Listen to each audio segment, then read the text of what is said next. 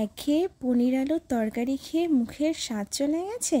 চলুন তাহলে আজ খানে মে কুছ টুইস্ট লাতে হে।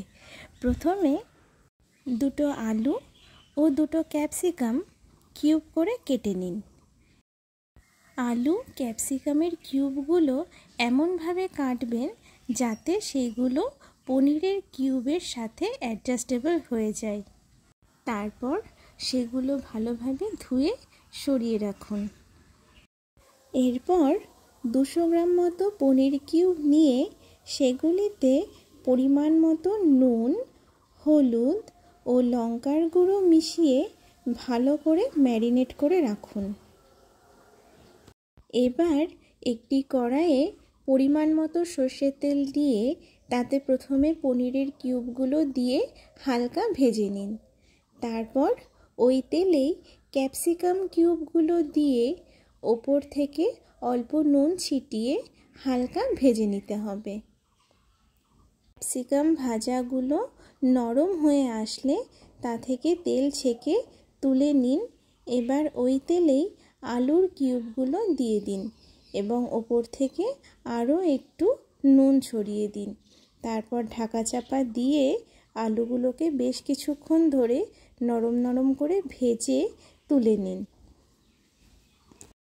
এবার কড়াইয়ে পড়ে থাকা ভাজা তেলেই সামান্য জিরে আর দুটো তেজপাতা ফোড়ন দিয়ে দিন। তারপর 2 থেকে 3 চামচ মতো টমেটো, কাঁচা লঙ্কা আর আদার পেস্ট তেলে দিয়ে কিছুক্ষণ নাড়াচাড়া করে নিন।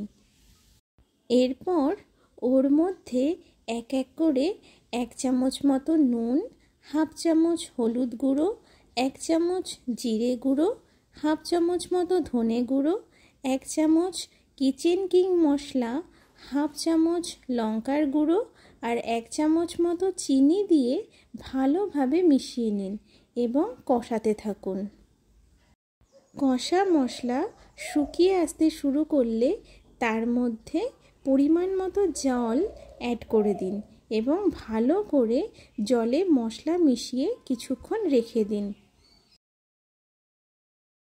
কিছুক্ষণ বাদে ঝোল ফুটে আসলে তার মধ্যে প্রথমে ভাজা আলুর কিউবগুলো দিয়ে তারপর ক্যাপসিকাম কিউবগুলো দিয়ে ভালোভাবে নেড়ে এবার ওর মধ্যে পনিরের কিউবগুলো দিয়ে ঢাকা চাপা দিয়ে রেখে দিন বেশ কিছুক্ষণ।